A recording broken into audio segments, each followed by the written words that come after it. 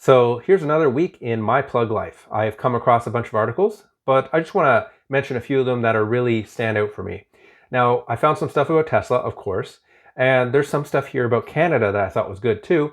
But first up, they say Mercedes wants their drivers to choose the sound of their electric vehicles. So they're going to have something called the selectable soundscapes. You can choose one of various sound effects your electric car can make when it's moving slowly. So this will be coming out soon.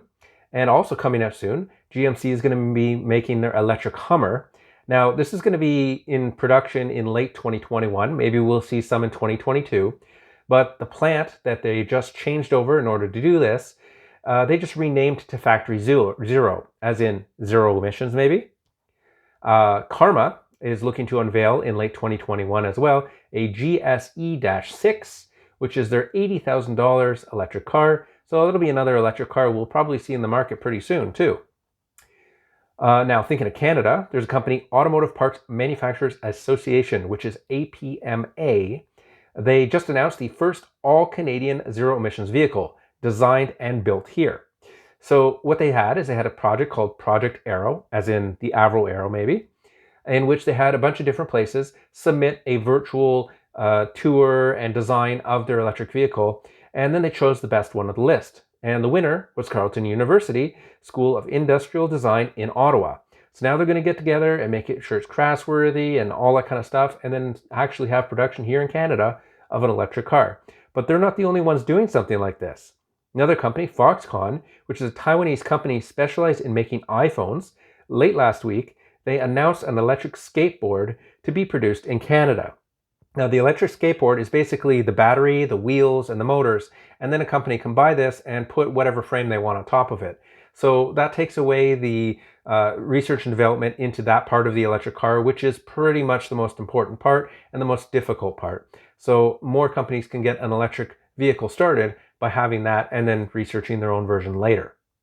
Now, in Toronto, though, they're going to be starting autonomous testing. They're going to have a electric shuttle, driverless, that's going to be going only a few kilometers, and it's going to have two people maintaining it in the vehicle, and it's going to have up to 8 people inside of it, and they're going to be testing this out for about 6 to 12 months to see if it works. If it works out, they're probably going to go forward and have a bunch of these electric shuttles that are going to be fully autonomous. So maybe we'll see some of these on the road, especially if you're out there. I want to see what these look like. So also thinking the environment, BC approved a new framework, a way that municipalities can ban single-use plastics. Now, there has been an issue of places trying to do this and lobbying and lawyers involved in that kind of stuff. But now that BC is getting involved in this, it looks like we're going to have a way to get rid of single-use plastics. And that'll make a big change for our environment for sure. Now, going on to Tesla stuff, Model 3 is going through what they sort of like a refresh, which they changed a few things. But in addition to that, they actually changed the entire lineup. So all the Model S, X, Ys, 3s, all the new produced ones are going to have a longer range. So it'll be a bit of an improvement, which is great. Now there's going to be new wheels on the Model 3, new rims. They're going to have a new center console. And remember the last update I talked about a pin code on the glove box, and I thought it was a little weird that you'd have something like that. Well, now we know why. Now they're going to have a USB stick that's going to be able to go inside the glove box to record your Sentry footage. So now if somebody breaks in and tries to steal your USB, they're not going to be able to without getting into the glove box. And since you have a pin, that ain't going to happen. Pretty good. Now, Lucid says they're going to have their new Lucid Air base model is going to be $69,990. Now, Elon's not taking this sitting down. No, because that's more expensive than the Model S, which he just discounted. So in response to that, he tweeted out a day later saying that he's bringing down the price of the Model S to $69,420. That's a bit of a side joke there for Elon, but a lower price means good things for all of us. A lower price vehicle is a bit of competition, and we're going to see better things coming out in the market. So some Teslas, though, if you've noticed, if you have without premium connectivity, if you get the base model or whatever standard plus, you may notice that you didn't have premium connectivity, but now you do all of a sudden. The latest update seemed to have maybe broken something that's allowing people to get premium connectivity.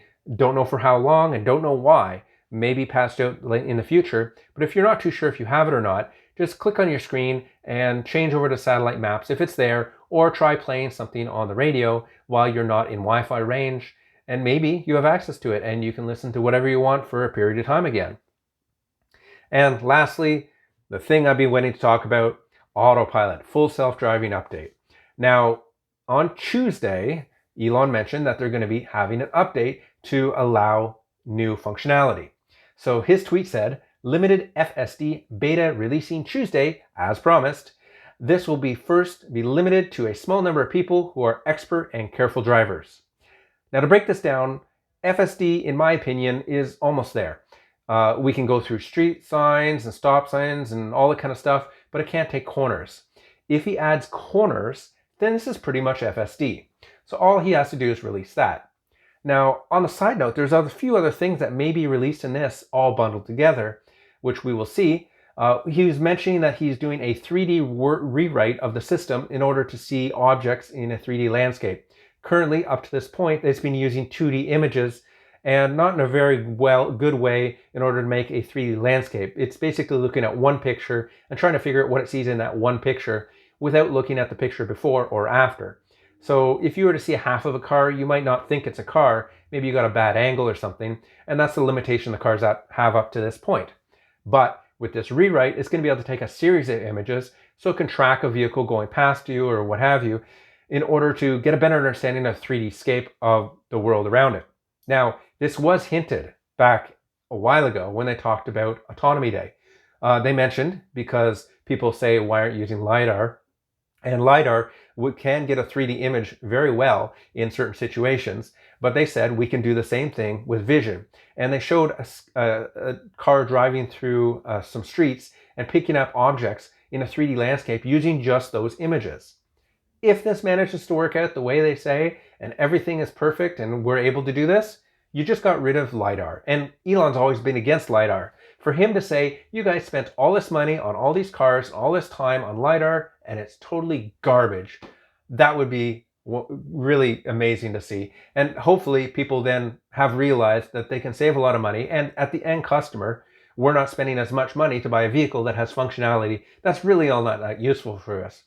So as soon as this comes out, we'll probably be seeing people posting videos online, assuming that regular people have access to it and not just limited to, Tesla employees or people in certain access. So when we start seeing these videos, check them out. As soon as I get it, I'm going to be making something, and I'm going to be using this all the time.